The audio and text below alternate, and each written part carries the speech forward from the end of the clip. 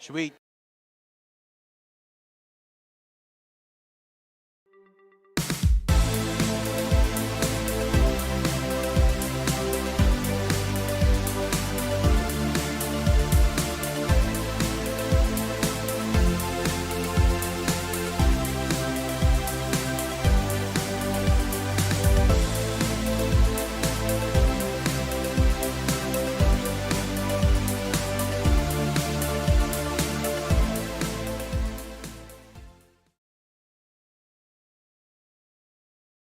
All right, everybody. Welcome to the Varsity Sports Show, Coaches Show, live here at the Angry Crab Shack here in Tempe, Arizona. I'm Christopher Zavalos alongside my broadcast colleague Nick Furman. And Nick, we got some HJCAC action on Saturday with the Maricopa Mustangs toppling the Salt River Scorpions. Salt River. I don't know why I like to call them the Salt Lake Scorpions. Okay. The Salt River Scorpions. And that's what we have in store tonight. We're going to be talking a lot of Maricopa Mustangs football. We got a couple studs in line to be on the broadcast with us here. But first, let's kind of take a little recap of the game. Pretty much it was all Maricopa, and then a rain storm kind of drew the end of that game. So kind of walk me through like what we saw on Saturday. First, I'll talk about the league. The HJCAC League is a community college football league. Back in 2018, all the community colleges dropped their football program. In 2019, this league was started to get, in-state athletes another opportunity to further their football career if they can't go to a four-year college right out of high school. So that's what that league is. But the game was the Mustangs dominating on all phases of the ball. Didn't make any mistakes. And what's funny is, head coach Madosky, he wants more from his players, more and more, and I feel like he got that against Salt River. The game ended in the third quarter because of thunder and lightning. They had to call the game. The Mustangs were up 43-0, so they called the game early, and man, the Mustangs look absolutely amazing. That I've covered them three different times, and that's probably the best they looked on offense and defense, and that defense looks amazing every game I've covered. But that one especially looked almost like it's like they knew the rain was going to come. They knew the game was going to get called in the third quarter, so they were trying to show out the entire game and not take the foot off the gas pedal, and they wanted to come out early and establish that dominance in that game. You're absolutely right. All gas, no brakes for Maricopa on Saturday. We both covered them a couple weeks ago. This past Saturday was my second time seeing them, but we got the same exact game, Salt River and Maricopa, the first time around. And we were here on that Monday, and we actually had Coach Madosky in studio. And I remember I asked him to describe his team in one word, and he said average. Yeah. And that kind of blew me away because I was like, these guys play fast and they play physical. They're quite the team. But the way they came out on Saturday was definitely a different feel, more of an elevated feel. Now they had a couple more games under their belt, and that defense.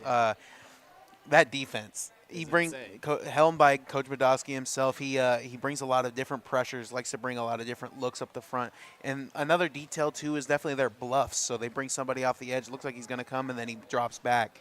But even a 4-man rush, 5-man rush, 6-man rush, it got home all night. I don't really remember too many passes that Salt River was able to complete. But they've had a quarterback controversy. Exactly, they've had a quarterback controversy themselves.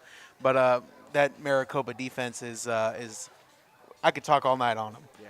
And that offense too, they really got humming. Kavon Clark was unfortunately ejected right before the half, but his understudy Stephen Minabe, who we'll be talking to later on, he stepped in, and no drop off there, as we saw him a little bit in the first game that we saw. But he runs fast, he runs physical.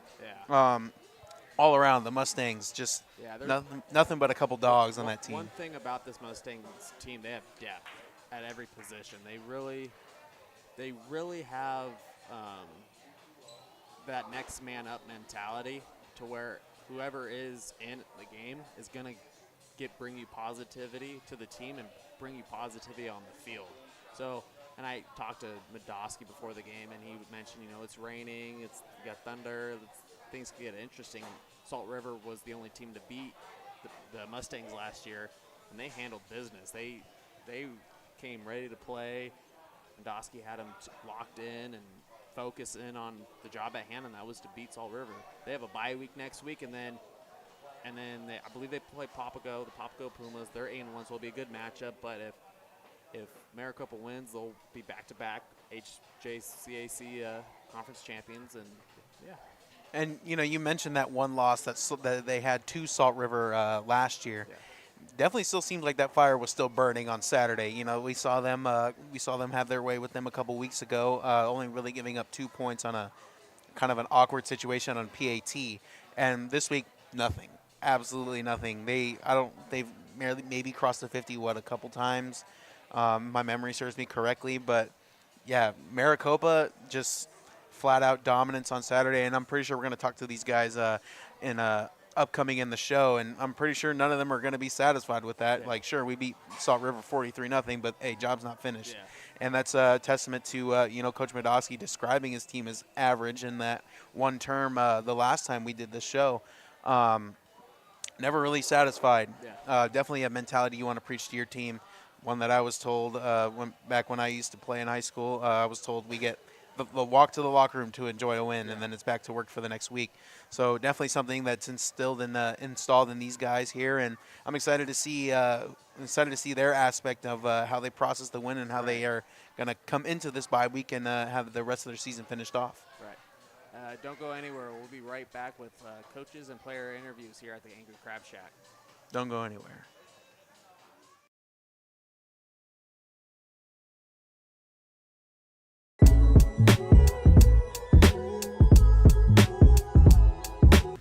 For Varsity Sports, I'm Matt Ross. Alright, sports fans, let's look into basketball and the latest NBA standings. The season is still in its early stages, but we're already seeing some teams making waves. First off, how about the Cleveland Cavaliers? They're off to a red-hot start, sitting undefeated with a 5-0 record. Cleveland's young roster looks sharper than ever, and if they keep this level of play up, they could be a big contender down the stretch. Then shifting to the Boston Celtics. They're just a single game behind at 4-1, with some dominant performance to remind everyone that why they're still a top dog. They might have taken one early loss, but that hasn't slowed them down. Their defense and offense are clicking well, making them as dangerous as ever. The Oklahoma City Thunder have been an unexpected force, already at 4-0. This young squad has been putting on a show, proving that they can compete with any team. Shai Gilgeous-Alexander and the crew have been taking advantage of every opportunity on both ends of the court. Definitely a team to keep an eye on. And finally, for all the Phoenix fans out there, the Suns have a strong 3-1 start. With a revamped roster this year, they're looking focused and ready to battle it out in the Western Conference. Devin Booker and Kevin Durant have found some early synergy, but it's clear that they're still building that chemistry for the long haul. Of course, it's still early in the season, so while these teams are giving us something to talk about, there's a long road ahead. We can expect plenty of movement in standings as these teams settle in and adapt and go through the highs and lows of an 82-game season.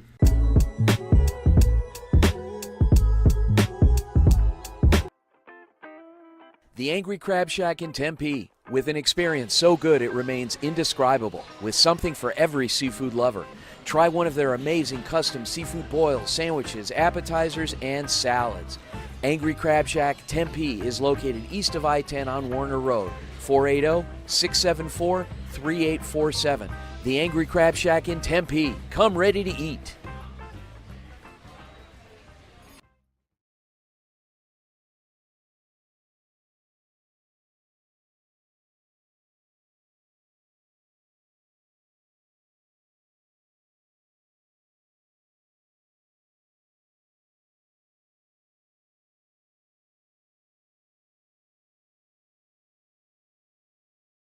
All right, welcome back to the Varsity Sports Show, Coaches Show live here at the Angry Crab Shack. I'm Christopher Zabias alongside with the pretty much everything offensive coach Cade Warner for the Maricopa Mustangs. How are we doing today, Coach? Doing real good. Thanks for having me. Yeah, of course. So I'm going to get right into it. I understand Warner kind of sounds a little familiar around these parts. Your dad, Kurt Warner.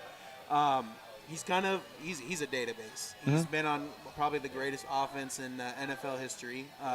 He's won a Super Bowl. He's played in 2, I want to say, off the top. But, I follow him on Twitter, and he's always talking about, I know he doesn't like pure progressions. I know that. I see that a lot. You saw that? Yeah. He always likes to preach it. And, he's always talking about dressing up different plays. He's really working on a film breakdown. I know he has a breakdown on Jordan Love. As a Packers fan, I can't wait to go check that out when I get home. Yeah. But how do you kind of use him as a database in kind of getting kickstarted in your coaching career? Yeah, that's a great question. It just all starts with how he brought me up in the football game. I think he coached me in high school. He's been coaching me all the way through, basically through college and everything, just in the field and in the film room. And just everything I know is from him. And so like you're talking about with those pure progression stuff and all the little things and the nuances and the stuff that he coaches is all that I coach too. And so it's a top-down approach. Everything that he coaches me, and I coach these guys. And so I would say I'm a little selfish for saying, but I think these guys are blessed to have a great coach.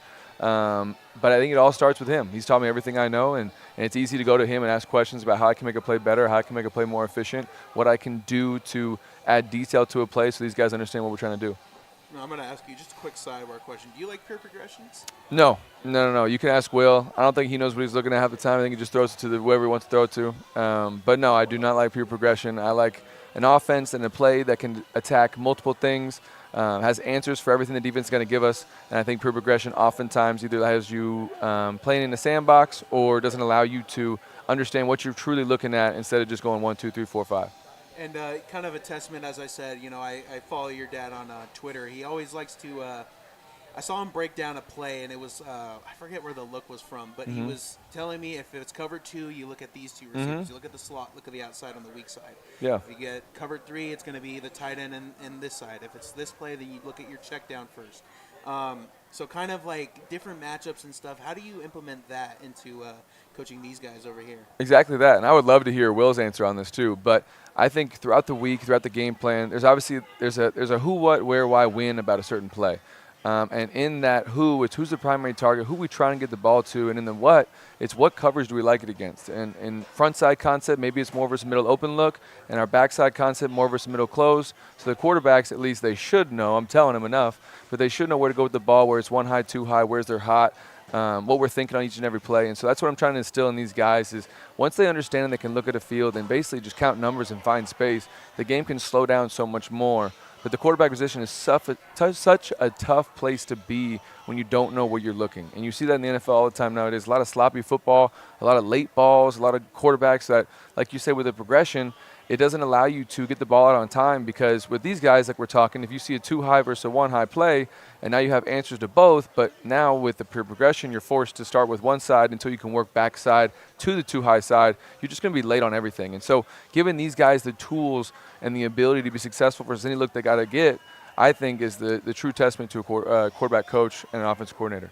Absolutely, and I kind of want to get into to your upbringing a little bit. So I understand you were with Kansas State in 22 and a couple years prior to that, but in your final season, 22 Big 12 championship team, and you guys played a lot of teams in the Big 12, including that 2022 TCU team. So obviously you've seen a lot of top programs in the college football world.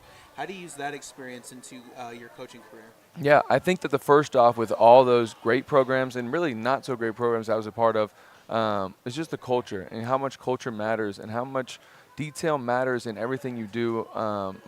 Truman Carroll was my coach, strength conditioning coach at Kansas State, and he said, how you do one thing is how you do everything. I think that's so true in football and in life. And so I tell these guys, I could talk to them every day after practice and just scream at them and tell them something else that I learned through my longer football career, very short NFL career.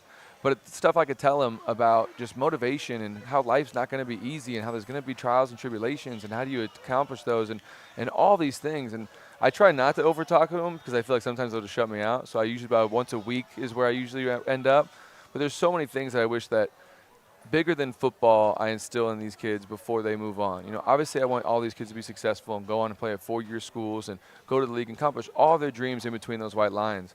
But I think all that is second to none to helping these kids become better men, become better future husbands, become better just people. And I think that's more than anything I hope what these kids take away from me being their coach is, yeah, I love football more than anything. But being a good person, being a good Christian, being a good man, a good husband is so much more important. I think that all is based and wrapped around the culture of the team. And if you do that and put the team first and you do the right things and you have good moral character and good work ethic, I think all that stuff encompasses a good football team. And then kind of expanding on your college career, so Big 12 championship, probably a big stage, one of the bigger stages in football itself. So from going from that level to coming to coach at this level, what draws you to the junior college level? Yeah, that's a great question. So last year I got cut from the Tampa Bay Buccaneers and knew that I still wanted to be a part of football. I still had that itch to scratch. And Coach Monson and Coach Madowski were nice enough to give me the blessing to come and coach these guys last year. So last year I came and coached these guys with the ideology that, hey, I'll be here with you guys as long as I can, but the NFL is going to call me sooner or later, so don't fall in love with me yet. NFL didn't call, and now this year rolls around, and now it's more of a, hey, I'm going to be here for the season. I'm using this as a stepping stool to get where I want to go. I want to go and coach in the NFL and do great things. But what draws me to this level is that these kids are fun to be around, and these kids enjoy the game, and they enjoy life in certain angles, and it's just fun to be at the top of the top and then be down with this level and be with these kids and just give them the insight that I wish I had at their level. And then from a schematic standpoint, as you said, you want to branch out in your coaching career, hopefully reach the NFL. From an ideology standpoint and a schematic standpoint, who really influenced you in harnessing that schematic standpoint that you like to your crafting? Yeah, I think, like I said before, my dad coached me all the way growing up. So a lot of the stuff I know is through him. And then you just kind of keep on learning new things and tweaking things. And as I went to K-State or Nebraska or the Buccaneers or my UFL team or this team, you just slowly start tweaking it and changing it and making it your own. But I think all of it at the core is from my father. And then from that, you just kind of tweak it and make it your own and do some cool things. And so I think we've done a good job of taking that offense that we started at the beginning of the year and molding it to something a little bit more new, a little bit more efficient, a little bit more effective by the end of the season. And then just real quick, lastly, if you can describe your team's performance up to this point in the season in one word, what would that word be? Oh, wow. The performance all season? Yeah. I'd say it's average. I think we've done a lot of good things offensively, but they know these guys every week we should have scored 50 points, and we didn't. And that's a testament to me. It's my fault. But I think that we've done a lot of great things. But in terms of where this team could have gone, or really where this team should have gone and how successful we should have been, I would say average. But I still love these guys, and they've had a great season. Obviously, we're undefeated, so we're doing something right. That's funny. I asked Coach Madowski a couple weeks ago, and he said the same exact He said word. average? Yeah. There you go. Culture. Nonetheless, this was Cade Warner here live on the Varsity Sports Show, Coach's Show. I'm Christopher Zavalos. So we're going to take a quick break, so we'll be right back. Don't go anywhere. My name is Olivia Prickett from the Cronkite School at Arizona State University, reporting to you for the Varsity Sports Show on the incredible season that Sun Devil Volleyball has had in their first year in the Big 12. Now let's dive right in. The Sun Devils have had an outstanding go in both preseason and conference play. Now it's nothing new that this team is filled with both strength and high athleticism, but we can't forget to give credit to head coach JJ Van Niel, who has led the team to where they stand at this point in the season. Van Niel took the reins in 2023 and truly turned the program around. It wasn't until last season that the Sun Devils started to win more games than they lost, finishing last season 28-7. Now there's some deja vu from last season that we could see in this season.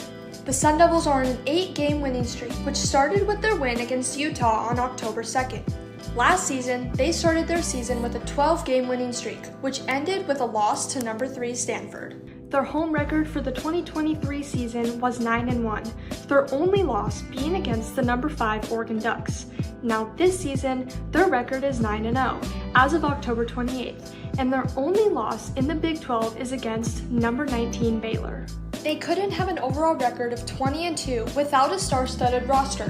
Senior outside Jelly Sear has led the offense with 270 kills, and graduate libero Mary Schroll has held her own on the back line with 372 digs on the season. Sear and Schroll have also won Big 12 offensive and defensive honors, tallying a total of 4 for the Sun Devils this season. Keep your eye on the Sun Devils women's volleyball team as they are set to make their mark in the postseason. For the Varsity Sports Show, I'm Olivia Prickett. The Angry Crab Shack in Tempe, with an experience so good it remains indescribable, with something for every seafood lover. Try one of their amazing custom seafood boils, sandwiches, appetizers, and salads. Angry Crab Shack Tempe is located east of I-10 on Warner Road, 480-674-3847. The Angry Crab Shack in Tempe. Come ready to eat.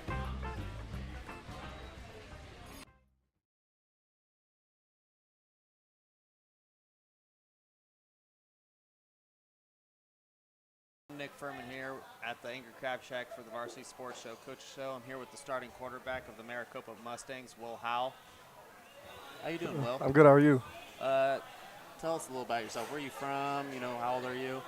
I'm from Tucson. I'm 18 years old. I just moved up here with my teammate Stephen Meneby about 6 months ago, and we just came out here to play some ball, go to college, and see what happens from there.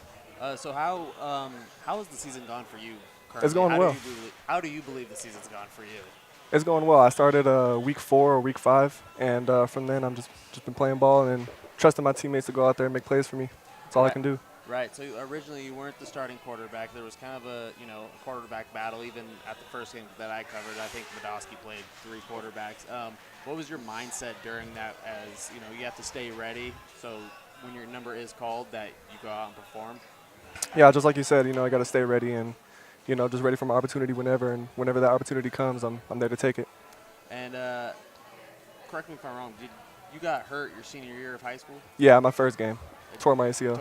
So your whole first game of the year, you tore your ACL. What was that like for you? That hurt. I put a lot of work before that season, and just for it to fall short, but that got me to where I am today. So.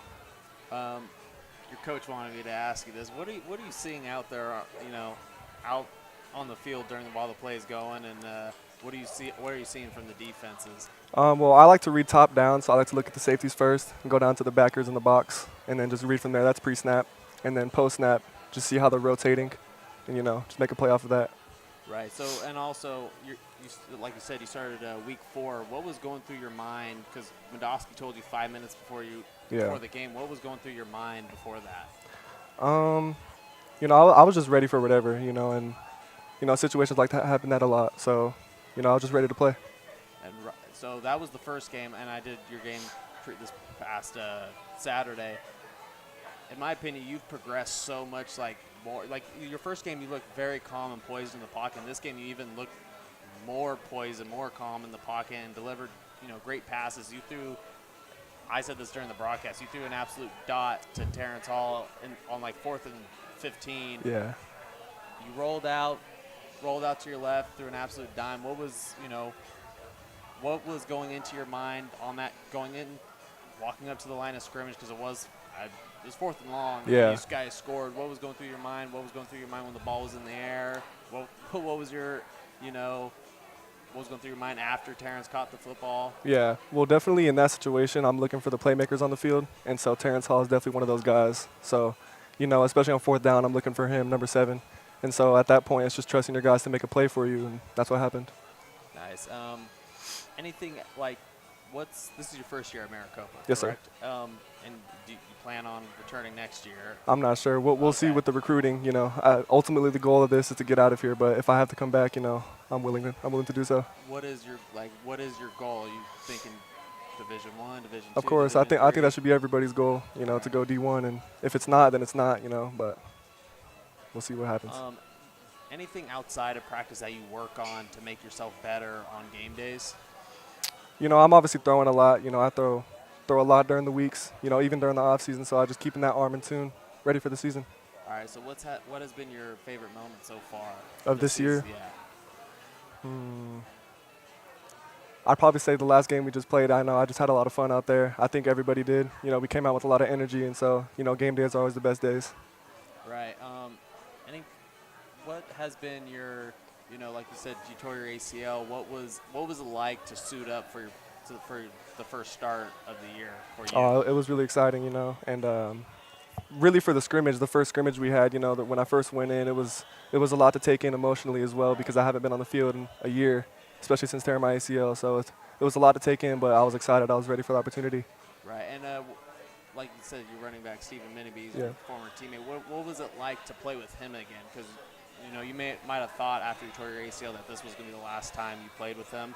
Yeah. And what's it like this year? You're getting another year to play with him. It was great. We played all 4 years throughout the high school, and we both tore our ACL senior year, actually. So we were kind of bonded, like we went through the same thing, the same rehab process, and we both have a love for the game, and so it was fun. Right. So since you didn't go through that experience alone, would you say that helped you in not going into, I'll be honest, not going into a dark place? Right.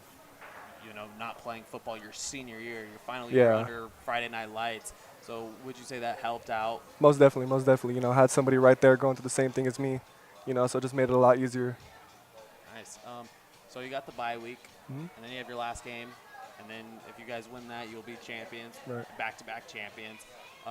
What's your mindset going into this bye week and getting ready for that last game? I'm just saying we're prepared, you know, prepared for anything. You know, we already beat this team before, Papago, and so we're ready to just come and play some ball. All right, and also from the first time you played Salt River to the second time, was there any differences you noticed in the Scorpions defense, or was it the same thing you saw from the first matchup? I feel like the first time we played them, they were a lot more aggressive in the box, you know, bringing more pressure. And I think this game they played off a little bit, you know, so it was a little more of a slowing down process for me, you know, just taking my time back there in the pocket. Right. All right. Well, we'll be back with more interviews here at the Angry Crab Chat. Thank you for listening, and don't go anywhere.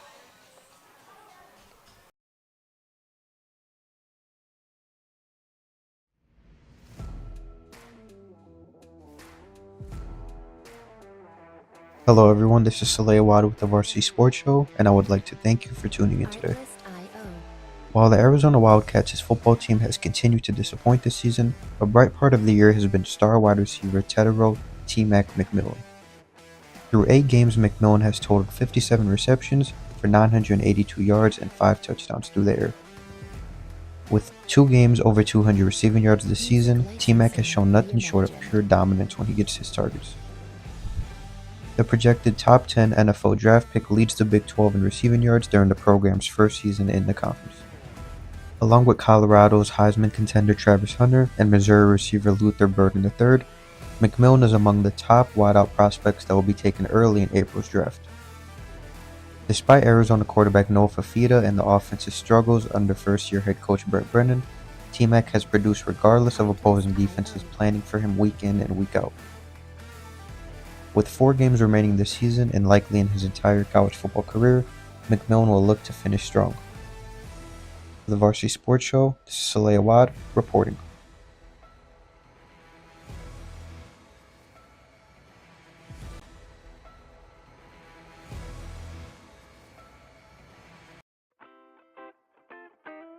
The Angry Crab Shack in Tempe, with an experience so good it remains indescribable, with something for every seafood lover. Try one of their amazing custom seafood boils, sandwiches, appetizers, and salads. Angry Crab Shack Tempe is located east of I-10 on Warner Road, 480-674-3847. The Angry Crab Shack in Tempe. Come ready to eat.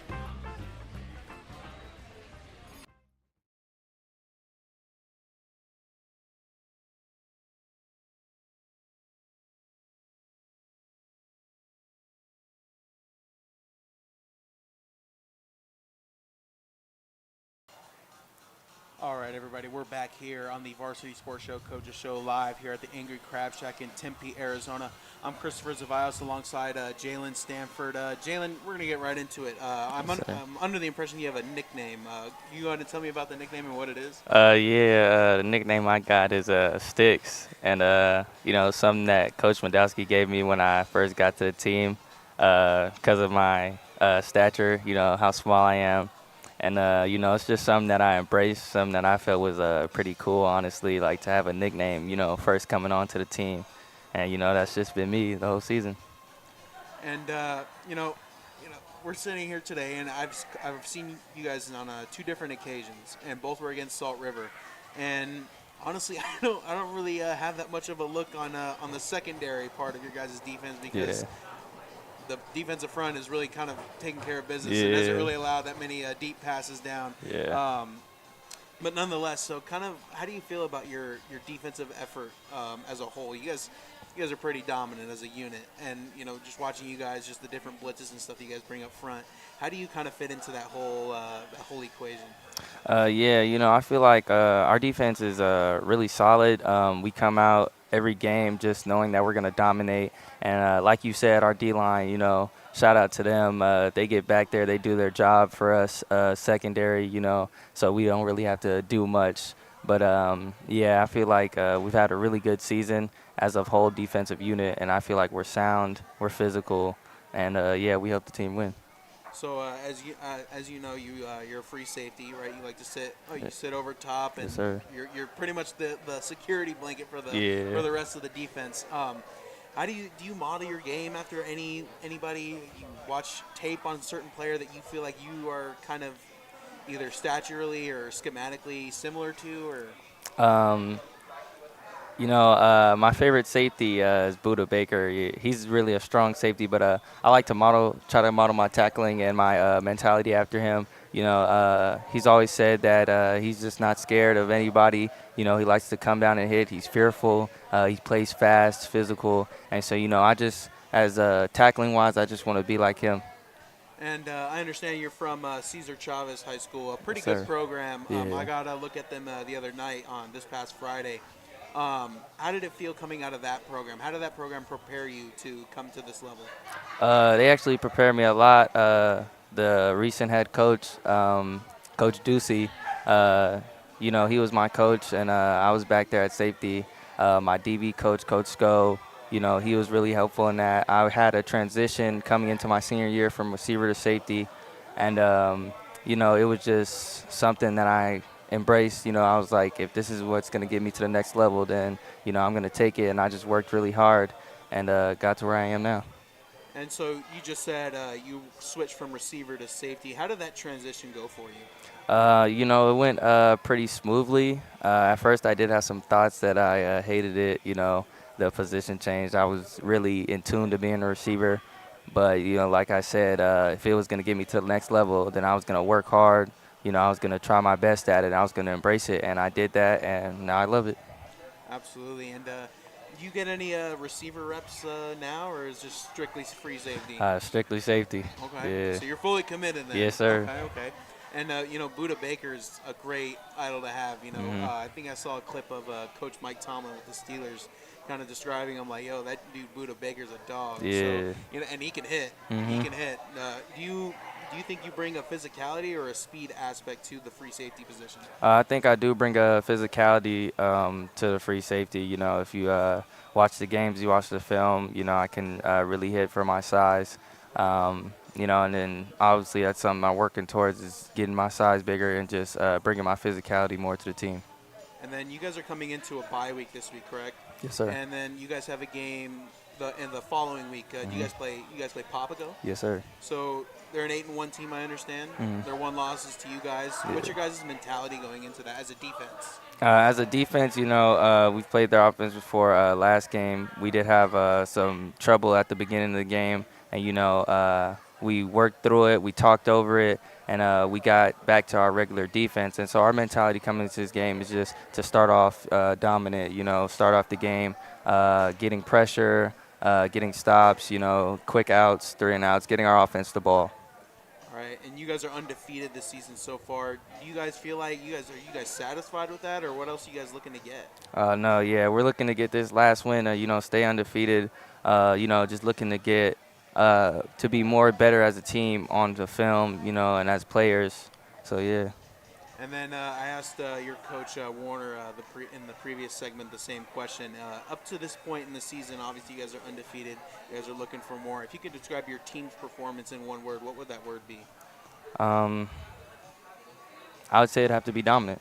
Dominant? Yeah, we come out every game and we just dominate. We just come with that mentality that we're going to win, and we know we're going to win, and we show that on the field and in practice against each other. So like I said, I asked him the same question. He said that word was average. And I asked Coach Podolsky the same question a couple weeks ago, and he said average. Is that kind of what does that do to you guys as a team? I feel like how they put it is from a coaching standpoint. So, and obviously they have more experience than we do, so they probably know more. But as players, we just take into consideration to do better, and to work harder and to show them that we can be dominant. Absolutely, and yeah, I was pretty shocked when I first heard that from Coach Podolsky. I was just like, you guys have allowed this many sacks in this many games. Yeah. Like, you guys only allowed 2 points on a PAT in the last game. You guys allowed 0 points in this game. That kind of took me back, but it's definitely a humbling aspect. As you said, they look from it for a coach's standpoint, so of course they're always going to try something else to nitpick and try and make better. So for sure. And thank you for your time today, Jalen. I'm Christopher Zavaz with the Varsity Sports Show. We'll be right back. Don't go anywhere.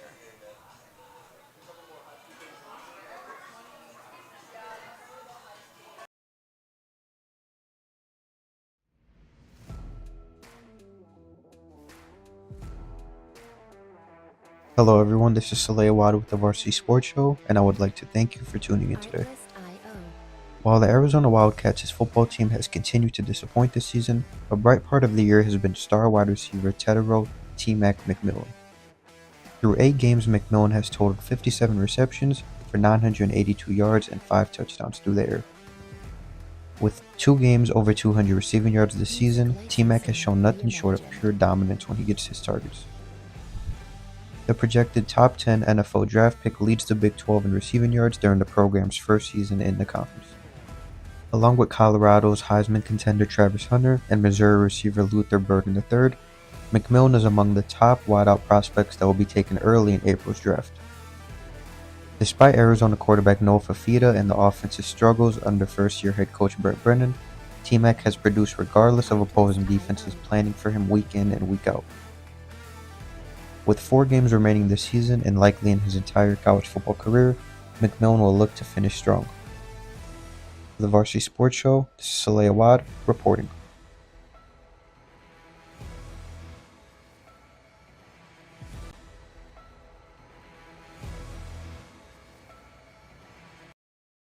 This weekend, it's showdown time as Arizona State travels to Stillwater to take on the Oklahoma State Cowboys. Both teams head into this week with something to prove. ASU is coming off a bye, while the Oklahoma State Cowboys are looking to bounce back after a 38-28 loss to Baylor. ASU, led by Kenny Dillingham, has surprised many with their 5-2 record so far. However, starting quarterback Sam Levitt has been recovering from a rib injury the last 2 weeks. Here's what head coach Kenny Dillingham had to say ahead of this Saturday. It's one of those, we got to see him practice and stuff like that.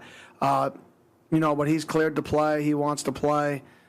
He's excited about playing. He's been putting in a lot of work to play. So we'll see how that transpires.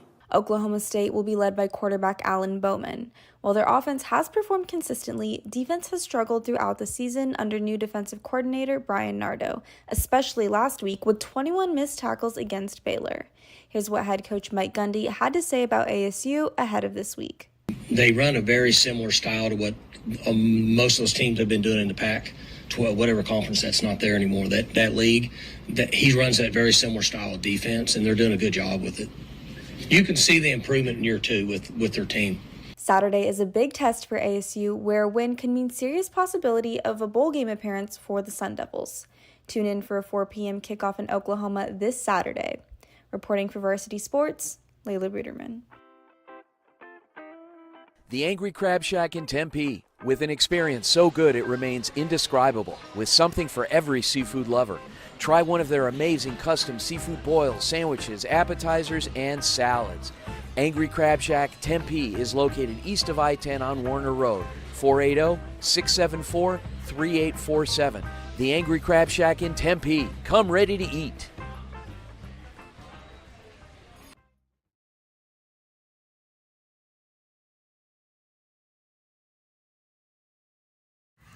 The Arizona Cardinals have won consecutive games for the first time since October 24th of 2021. It was another comeback effort for the Cardinals as they faced a 10-point deficit in the third quarter, coming all the way back to win 28-27 over the Miami Dolphins. Marvin Harrison Jr. and Trey McBride led the way for the Cardinals offense, combining for 235 receiving yards. The rookie sensation was also able to find the end zone for the first time since Week 4 against the Commanders.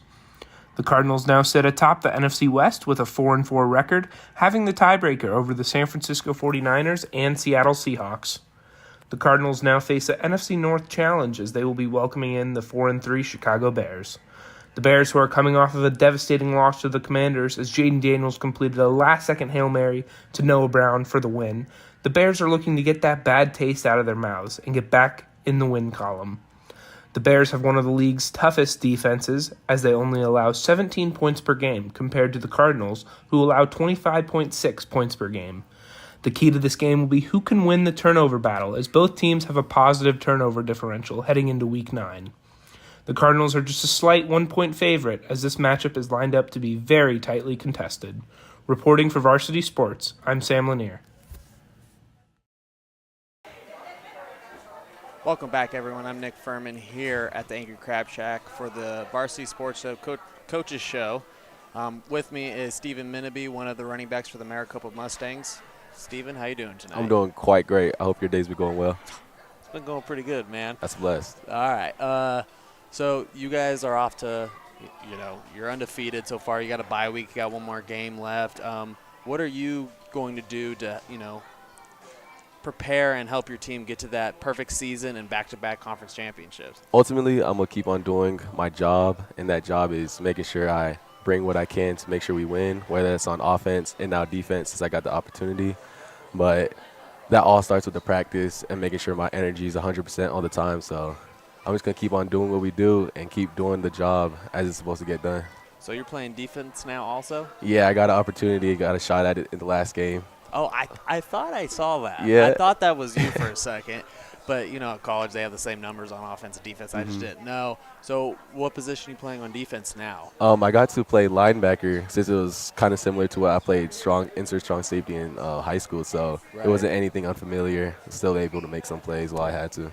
Yeah, what's it like to play for Medoski's defense on how dominant it's been all year and now you're a part of it? It's definitely exciting because even though I'm a running back, defense is just like that type of like surreal feeling you get to experience. And with me being under Medoski, it's like it's type of discipline and like being able to do the things that they do and keep things moving as it's supposed to go. You get to be a part of it. Yeah, exactly. Part of this legendary defense. The numbers they put up is pretty insane. Man, shoot, they be scoring touchdowns like we do. Oh, come on.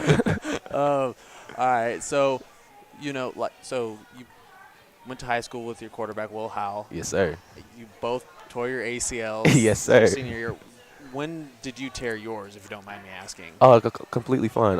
I tore mine 5 games, 4 games after his, halfway through the season. And, yeah, it was definitely an experience because, like, seeing him tear his and then seeing me go – because, like, me and him were the sophomores going throughout varsity the whole year, became, like, the automatic captain. So it's like I'm playing, but at the same time I noticed I didn't, like, have that same edge. I wasn't as grateful.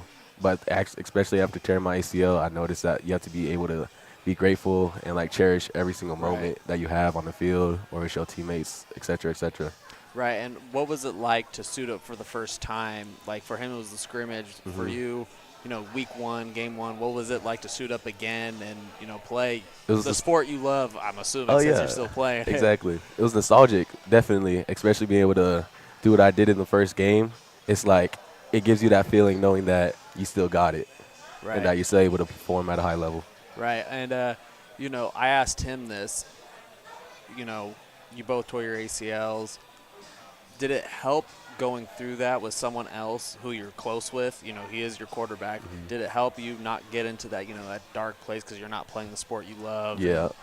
You almost don't know what to do with yourself because it's football season. There's nothing else going on besides football. So it's like, what was to just help out a lot going through it with your quarterback and Will? Yeah, I was able to relate on different accounts with many things and, like, also get advice and, like, on different things that I'm experiencing. So it's like I'm not having to feel down or, like, feel worried about my recovery. He, like, let me know that everything's gonna be all right. Once we get back to it, we're gonna be 100% or even better. Right. And what's been your favorite moment of the year so far?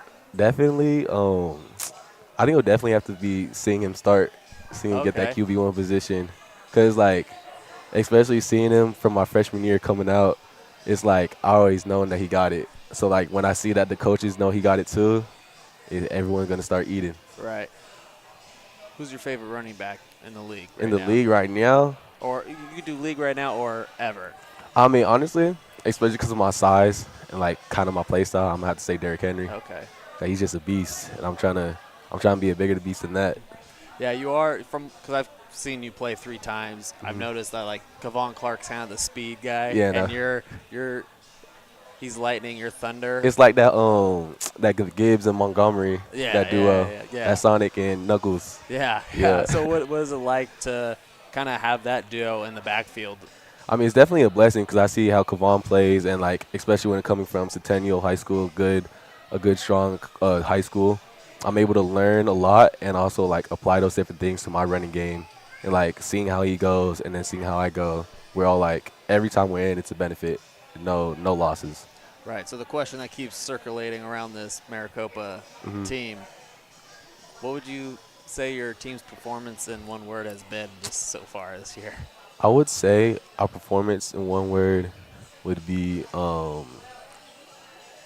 beneficial. Okay. Because I say that in a way that there definitely has been our doubts and like our struggles. We're trying to make the team a team as one, but definitely beneficial in a way whereas the players who deserve it and the players who are hungry for it, they're getting what they want, they're getting what they deserve and like what they need to be able to go to the next level or like essentially out of Maricopa because we're coming to JUCO not to stay but to go to a bigger and higher level. All right. Well, thank you for being here on Yes, this sir. Monday. Thank you. Don't go anywhere. We'll be right back. Me and Chris will be here at the Angry Crab Shack doing our wrap-up. Thank you. All right. This is Kaylee Summer Varsity Sports Show, and I'm going to be talking about Estrella Foothill pulls away late to defeat Buckeye. Senior running back A.J. Horn rushed 24 times for 164 yards and 2 touchdowns to help propose the Wolves to a 32-14 field on Friday night. Estrella Foothills secured its first win over the Hawks since 2020 after losing 4 straight times. So I can't wait to see what Estrella Foothills does this season. This is Kaylee Summer Varsity Sports Show signing off. Hey, it's Jameer Johnson reporting with the Varsity Sports Show and Arizona State University from Indianapolis. Today, we will be talking about the top high school football games going on in Indiana. This Friday, we will have the number 2 ranked high school football team, the Lawrence North Wildcats, going against the number 16th ranked Lawrence Central Bears. This game will be a home game for Lawrence Central, but they will need to give it all they have to try and end the Lawrence North Wildcats 9-0 undefeated season. Currently, the Wildcats have had mostly away games and going 6-0 for away games and 3-0 for their home games. Also, the Lawrence North Wildcats are averaging 225 passing yards per game and 86 tackles. Also, the matchup between the number 1 ranked high school football team in Indiana, the Brownsburg Bulldogs, and the number 24 ranked team, the Avon Orioles, will be happening. This will be a home game for the Avon Orioles, and currently they have a 2-2 record for their home games, while the Brownsburg Bulldogs are 4-1 for away games. However, the Bulldogs have a 8-1 record. The Avon Orioles may have an advantage because it is their home game and the Orioles are on a 2-game winning streak, and although the Bulldogs may have the better record, the Bulldogs' last game was a loss. Check back in for updates about the top high school football games happening this week. This has been Jameer Johnson reporting with Arizona State University and the Varsity Sports Show, broadcasting from Indianapolis.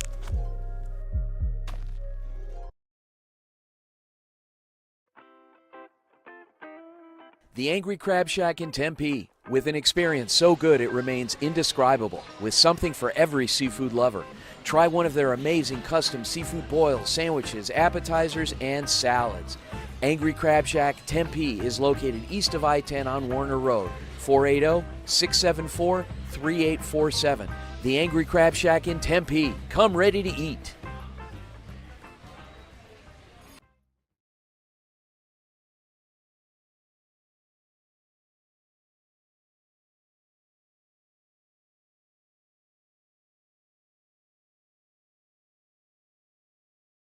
All right, welcome back to the Varsity Sports Show, Coaches Show, live here at the Angry Crab Shack in Tempe.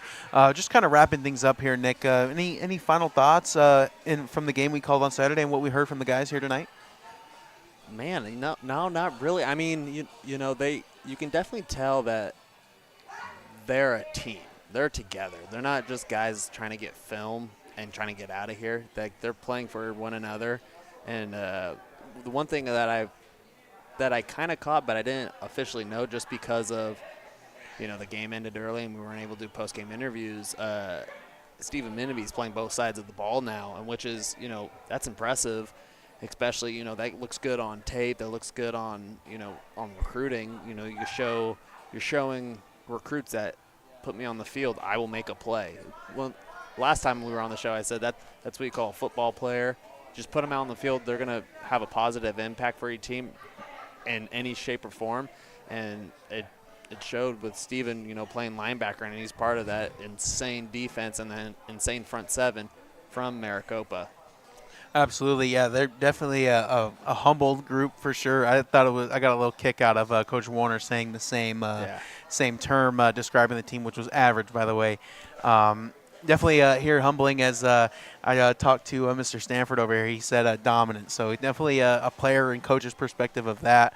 Maricopa definitely on a hot streak. I'm excited for the game that we're going to get on Friday.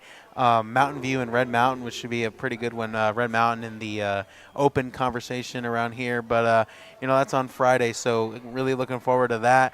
Don't forget to miss that, one of the stops on our Friday takeovers that we have here on the Varsity Sports Show. So thank you for joining us here tonight. I'm Christopher Zavaios alongside my broadcast colleague Nick Furman here, live at the Angry Crab Shack here in Tempe. We're having a party. It's a party here at the Angry Crab Shack on a Monday night. It's the new outro music. Outro. Thank you for joining us here tonight. We are live at the Angry Crab Shack once again. Thank you for joining us. This is the Varsity Sports Show, Coaches Show.